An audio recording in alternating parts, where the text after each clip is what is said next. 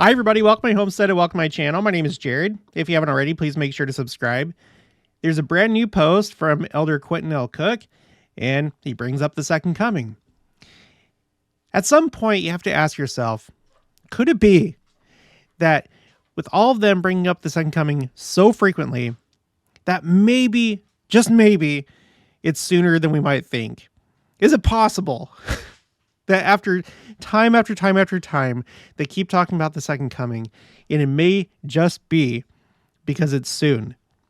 I think so. And here's the latest example. Okay, so by the way, this is on Instagram. Make sure to follow me on Instagram. I'm putting out a lot more content on there, and Facebook as well, because like you posted this one, it posts to Facebook as well. But on Instagram, I have these story highlights where you can easily find quotes related to these subjects like the rising generation, Adam on Diamond, New Jerusalem, and stuff like that. I'm just at the very beginning. It's going to be built up over time. But if you can't access my spreadsheets or it's too hard for you or something, then this is a really good alternative. Follow me on Instagram. Okay. Plus, I put other things out that I don't put out on the channel. Just small thoughts that wouldn't be enough for a video, and also stuff from my personal life. Okay. All right. So back to this. Elder Quentin L. Cook. As I contemplate the special opportunity I had to dedicate the Casper, Wyoming temple, my heart and my mind are directed toward the unusual role that this region played in the immigration of the Latter-day Saints from Nauvoo to the Salt Lake Valley. Okay, before we continue, let's look at Google Earth to visualize where this is at. I pulled up my place markers for the 7 headquarters of the church. So far, there have been 7 headquarters of the church. So the first one would have been Fayette, New York. And by the way, I'm basing this off of there was an Ensign article that was talking about this. So you had Fayette, New York. Then you had Kirtland, Ohio. And for a short time, Hiram, Ohio. And then after that, Far West in Missouri. After that, Nauvoo. After that, Winter Quarters. And then they crossed the plains through like Nebraska and Wyoming, not through Kansas, unfortunately, but, and here's Casper right here. So they would have been like going around this way. I don't think that they went through Casper. I think he's just talking about the region. But then number 7 is Salt Lake.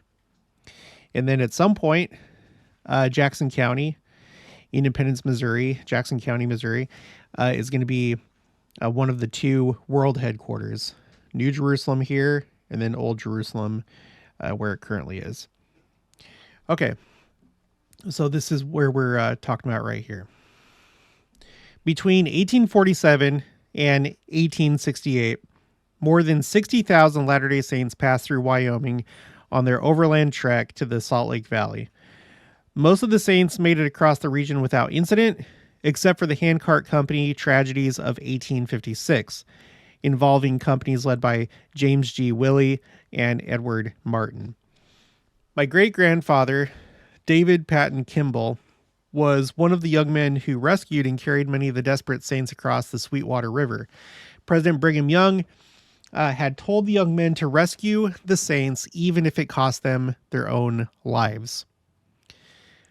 Okay, so this is really interesting because if you think back a couple general conferences ago, and we're going to go over this in just a minute, there were a few talks. I have 2 pulled up, but I think there were at least like 3 or 4.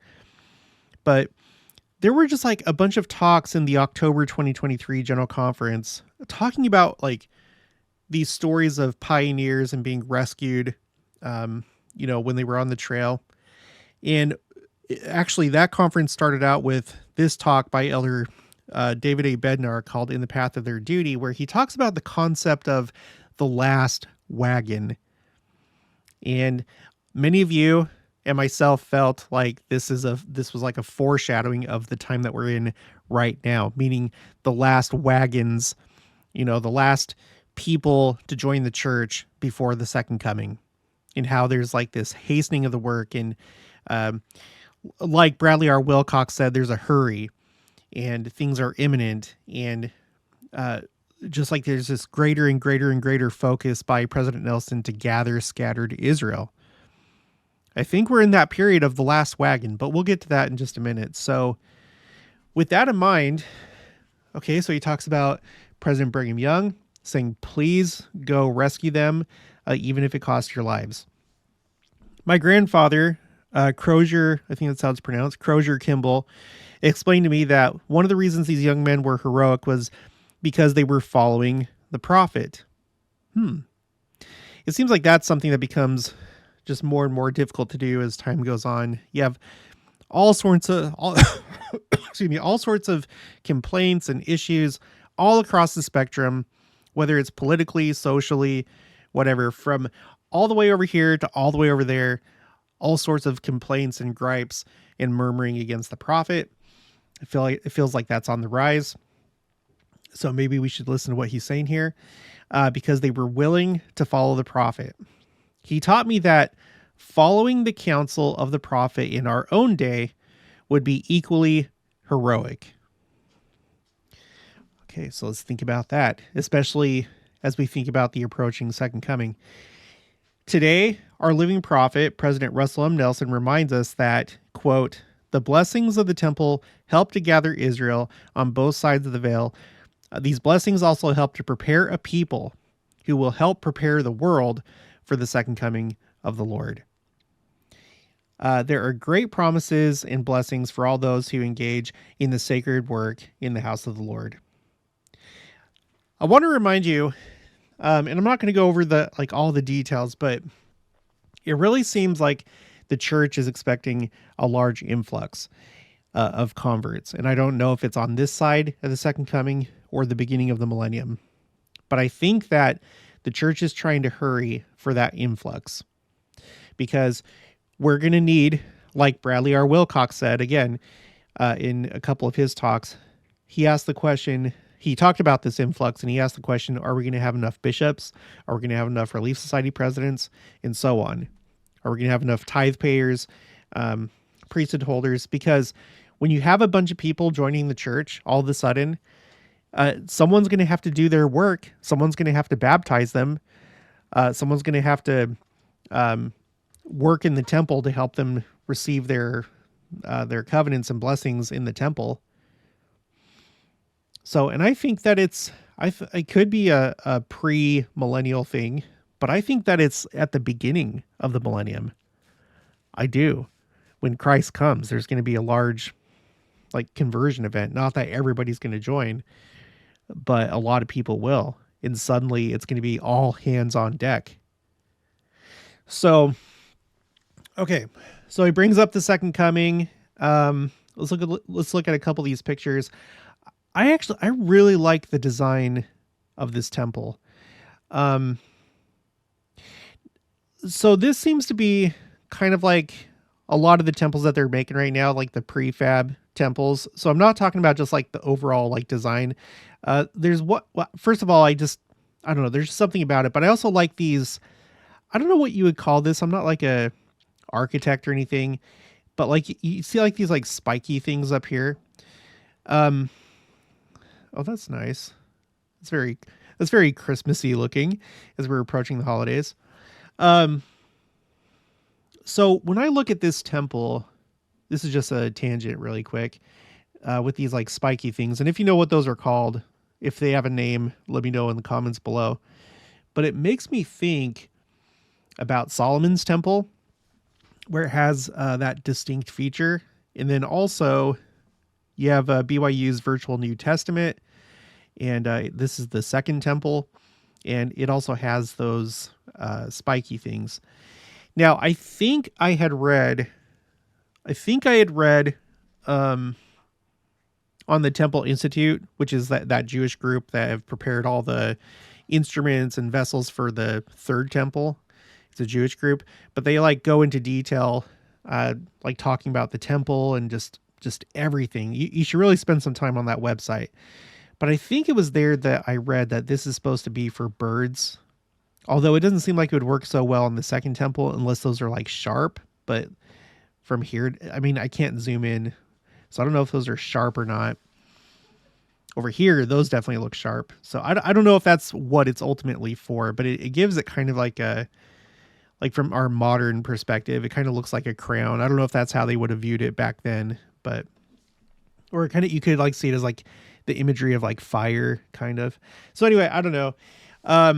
The virtual New Testament, by the way, it's currently not available because they're coming out with a new version, but I'll put a link for this in the description box below. And whenever that comes out, you should download it, because the one that I have downloaded, it is really fun. It's really neat to look at this. Okay. All right. So, yeah, so that's the Casper, Wyoming temple. I really like it. And I like this post by Elder Cook. Let's talk a little bit more about this concept of rescuing, rescuing pioneers that are on their way to Zion, right? Because I think that's the situation that we're in right now as we're gathering scattered Israel. Okay, so Elder David A. Bednar, this is the October 2023 General Conference, in the path of their duty. In the first big section, after like the little introduction here, is called They of the Last Wagon. Remember, it's in this same General Conference that this idea of like rescuing those that are on the trail, it comes up a few times. So either the Spirit is like really coordinating these leaders, and that could be, I feel like sometimes that happens with me and other YouTube channels. There's times where we'll be like, whoa, you talked about that too, and it's just like some random thing, but we both feel compelled to make a video about that on that day. Or it could be that in their meetings, you know, maybe this is like a metaphor that they talk about when they have their councils. Maybe President Nelson is like, you guys, we're in the final, you know, these are the last days. We're in the final phase. That's something that he has said right here. This is my spreadsheet called Timeline Phrases. You can access my spreadsheets anytime. The link is in the description box below.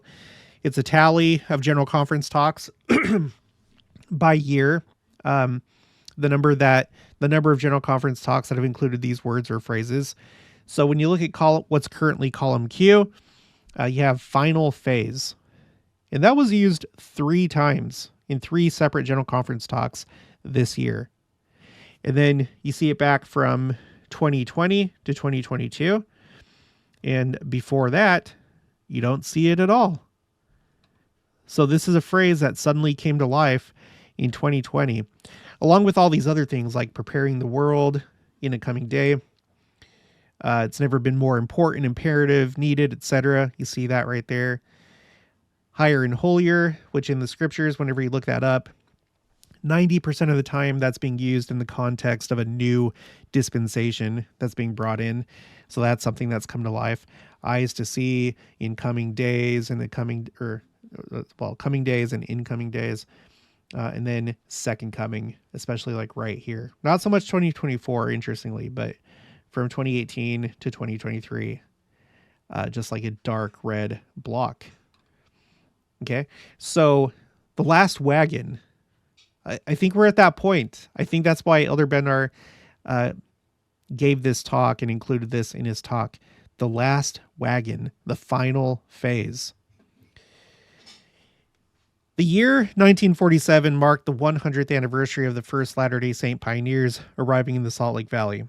Many memorable celebrations were held during that year, and countless expressions of gratitude were offered for the devoted disciples of Jesus Christ who blazed trails, built homes, planted crops in the barren desert, and settled communities. President J. Reuben Clark, first counselor in the first presidency, gave one of the most memorable and touching tributes to these faithful pioneers in the October 1947 General Conference. In his message, President Clark briefly acknowledged the well-known leaders who guided the westward migration, such as Brigham Young, Heber C. Kimball, Wilford Woodruff, Parley P. Pratt, and many others. However, his primary purpose was not to recount the accomplishments of these noteworthy individuals. Rather, he focused his remarks on the stalwart souls whose names are neither known nor officially recorded in church history. The instructive title of his message is They of the Last Wagon. President Clark described in great detail the characteristics and the challenges faced by the migrants who traveled in the last covered wagon, each of the long wagon trains that crossed the plains. He praised these anonymous and uncelebrated heroes who, day after day, week after week, and month after month, choked on the dust stirred up by all of the wagons rolling in front of them, which must have been pretty frustrating, by the way. We have a lot of dirt roads here in Kansas, and I hate it when that happens, like when we get dust in the car, who overcame the relentless obstacles they encountered along the way.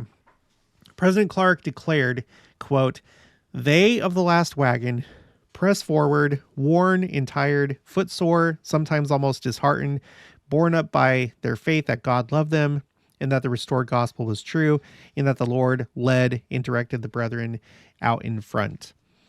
Okay, later on, in the path of their duty. That's the name of Elder Bednar's talk. I'm grateful for millions of church members who today are coming unto the Savior and pressing forward on the covenant path in the last wagons of our contemporary wagon trains, and who truly are no less serviceable.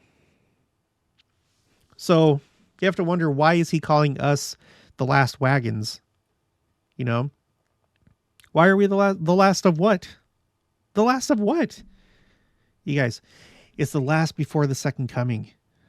I mean, missionary work is going to continue into the millennium, but before we have this milestone event, the second coming, the end of the world, which really is just the end of wickedness, the end of people who live a telestial law.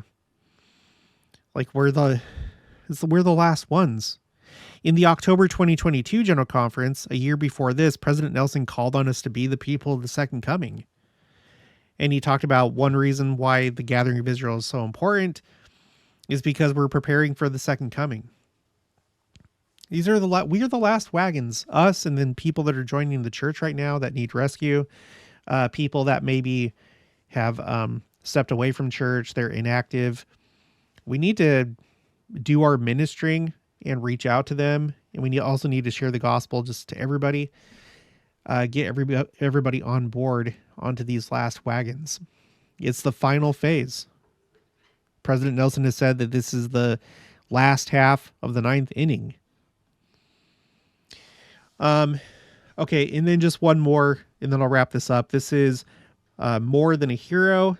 This is the same General Conference, October 2023, by Bishop W. Christopher Waddell, first counselor in the presiding bishopric.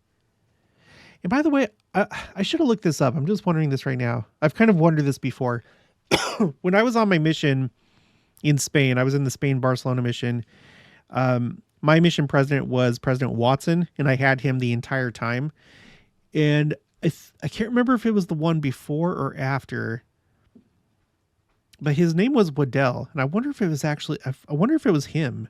If anybody knows, let me know if he was mission president of the Spain-Barcelona mission at one point.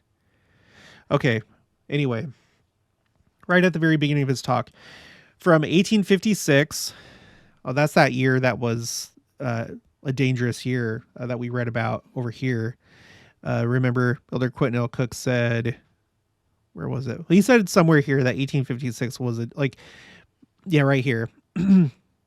Most of the saints made it across without incident, except for the handcart company tragedies of 1856. Okay. From 1856 to 1860, thousands of Latter-day Saint pioneers pulled their belongings in handcarts for over 1,000 miles, or 1,600 kilometers, as they traveled to the Salt Lake Valley. 167 years ago, this very week, on October 4th, 1856, President Brigham Young was surprised to learn that two handcart companies led by Edward Martin and James Willey were still hundreds of miles from Salt Lake, with winter fast approaching. Oh, this is I didn't realize it's still just now. This is basically the same story as what we just read from Elder Quentin L. Cook in his post. They're talking about the same thing. Okay. We're still hundreds of miles from Salt Lake, with winter fast approaching. let's do a quick tangent on this concept of winter. This is something that I've done every year on my channel, where I talk about the possibility of the second coming, meaning the final appearance, happening during winter. And this is the reason why. So this adds like possibly another layer of symbolism to this story. Okay, so if we look at the Jewish feast days, there's kind of two main groups of feast days. You have the spring feasts, like Passover, which is Pesach, the Feast of Unleavened Bread, which is the entire like Passover week. And then during that week, you also have the first offering of like barley at the temple, the first fruits, the very first offering for that year in the temple, Bikurim. And then later on in late spring or early summer, you have Shavuot, which is also known as the Feast of Weeks or Pentecost. Okay. So these feasts seem to really match up with Christ's dispensation, the dispensation of the meridian of time. He fulfilled these feasts, Passover, unleavened bread, first fruits. The Holy Ghost came to the church on Pentecost. So those things were like fulfilled during that dispensation. They were supposed to like call your mind back to what the Lord had done for Israel, but also to point your mind to the future for when Christ came and performed the atonement. But then, you know, you don't really have anything in summer, except for, like I said, in early summer, you have Shavuot, Pentecost, but nothing really in summer. And then you have a second harvest in the fall, where you have the Feast of Trumpets, Rosh Hashanah, Day of Atonement, Yom Kippur, and the Feast of Tabernacles, or Sukkot, or the Feast of Booths. And it seems like, to me, like these fall feasts correspond with the last dispensation. So it's like Christ's dispensation, the spring feast, summertime, you have the great apostasy. And then in the fall, you have, or in the last dispensation, it corresponds with the fall feast. And there is reason to believe that, because if you look down here, it was on Rosh Hashanah, the first of the fall feasts, the Jewish New Year, that Joseph Smith received the gold plates from the angel Moroni. And from that point, the warning call started to go out to the world, just like how the Jews, they'd blow the shofar, which is ram's horn, which is it's meant to call you to repentance and remind you that the 10 days of awe have started, to get yourself ready for the Day of Atonement. So it's very fitting that Joseph Smith received the gold plates on that day. Okay. And you can like see these other things here in row 10 and row 11 that seem to correspond with our own day. So I think there's something to that. Okay. Let's look at this as well. I used to talk to Rabbi Gerfine. He was a Orthodox Jewish rabbi in Jerusalem. I got set up with him through Israel 365. Go to my special guest playlist to see my videos with him. But he gave me this. And he talked about the fact that the months of the year, this is like the Hebrew calendar and Hebrew months, but the 12 months are associated or correspond to the tribes of Israel. So Nisan, which is the month where you have Passover and first fruits and stuff, that corresponds with Judah, which is perfect because Christ is of the tribe of Judah. And he came, and literally during that time of year, that's when he performed the atonement, right? It's interesting because you have the 4 seasons, just like how when Israel was wandering in the wilderness, you had 4 groups of the 12 tribes. So 3 tribes per group, and each group had a tribal, like a leader tribe. So Judah, like when they were marching in the wilderness, or the order in which they camped around the tabernacle, Judah was the leader of Zebulun and Issachar. Reuben was the leader tribe of Simeon and Gad. Ephraim, the leader of Manasseh and Benjamin. And then Dan, the leader of Asher and Naphtali. So if we think about this and we look at it this way, you have, going back to that idea of Christ's dispensation being like corresponding with this. Okay, so you have spring, right? Judah brings in spring. Reuben brings in summer, where you don't really have any feasts. Ephraim brings in fall. Then you have the fall feasts, and it's fitting that it would be Ephraim that brings in the fall.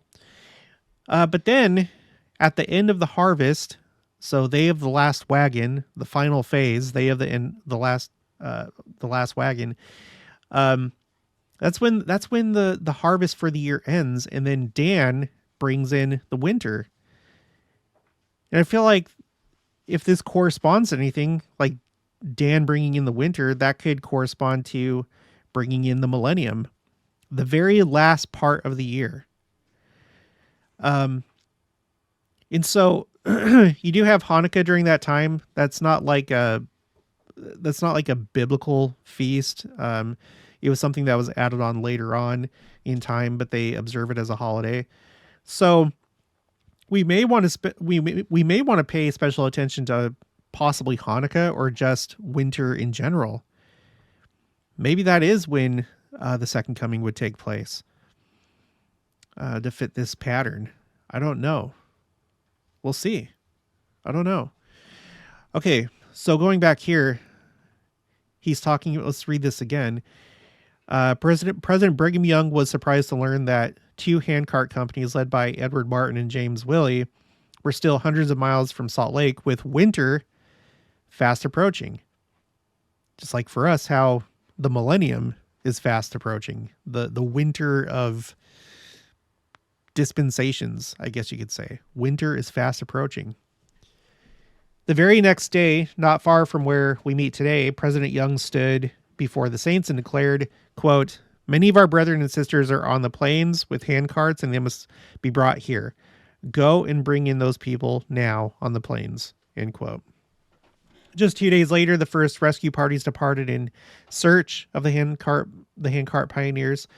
A member of the Willey Company described the desperate situation prior to the arrival of the main rescue team. He shared, quote, "Just when it seemed all would be lost." And, you know, maybe some of us are kind of feeling that way right now with how wickedness is increasing in the world. Just when it seemed all would be lost and there seemed little left to live for, like a thunderbolt out of the clear sky, God answered our prayers. A rescue party bringing food and supplies came into sight. How we thank God for our rescue, end quote. These rescuers were heroes to the pioneers, putting their own lives at risk in extreme weather conditions to bring as many as possible safely home. One such hero was Ephraim Hanks. Oh, that's perfect. I didn't think about that till now. You know, Ephraim, the one that's leading this dispensation in gathering Israel. In mid-October, and unaware of the handcart predicament, Hanks was returning to his home in Salt Lake following a trip when, during the night, he was awakened by a voice saying, quote, "The handcart people are in trouble and you are wanted. Will you go and help them?" End quote. So this is obviously like the spirit. It's probably the spirit. Maybe it's, I don't know. With that question ringing in his mind, he hurried back to Salt Lake City, and upon hearing President Heber C. Kimball call for additional volunteers, Hank set out the very next day on his own to the rescue. Moving quickly, he overtook other rescuers en route, and upon reaching the Martin Company, Hanks recalled, quote, "The sight that met my gaze as I entered their camp can never be erased from my memory, and was enough to touch the stoutest heart," end quote. Ephraim Hanks spent days moving from tent to tent, blessing the sick. He related that, quote, "In scores of instances, when we administered to the sick and rebuked the diseases in the name of the Lord Jesus Christ, the sufferers would rally at once. They were healed almost instantly," end quote. Ephraim Hanks will forever be a hero to those handcart pioneers. I guess this kind of begs the question. I mean, didn't this company have priesthood holders there that could have done these priesthood blessings? So I guess that's a question in my mind. I've talked about recently in a few of my videos. I feel like priesthood blessings are probably more and more important as time goes by for us. Like I gave my daughters some priesthood blessings, and it helped. Our house has been a lot more peaceful and Zion-like since that time, and maybe something to think about if there's like commotion in your household. You can always give a father's blessing, and it may not be a bad idea to, as part of that blessing, rebuke any evil spirits that may be nearby. Have them go away, cast them out. Okay, to finish up, similar to that remarkable rescue, events which impact our lives and even the course of history are frequently the result of decisions and achievements of individual men and women, great artists, scientists, business leaders, and politicians. These extraordinary individuals are often honored as heroes with monuments and memorials built to commemorate their exploits. Oh, I guess I didn't really need to... Whatever. Don't worry about that last part. So, yeah, I really think that this is being used as an object lesson for the second coming in the millennium, and how we're in the last part here, trying to get everybody safely to Zion, which is spread all throughout the world, but bringing them safely to Zion in preparation for the second coming and for winter. And then it's going to be a whole new ball game at that point. It's probably not going to be baseball anymore. It's going to be something else. I'm excited for the millennium. Okay, so once again, please follow me on Instagram if you haven't already, and if you aren't subscribed to my YouTube channel, please subscribe. I know there's a bunch of people that will watch YouTube channels, but they won't subscribe. If you could do that, it really helps out the channel, so you'd be helping me.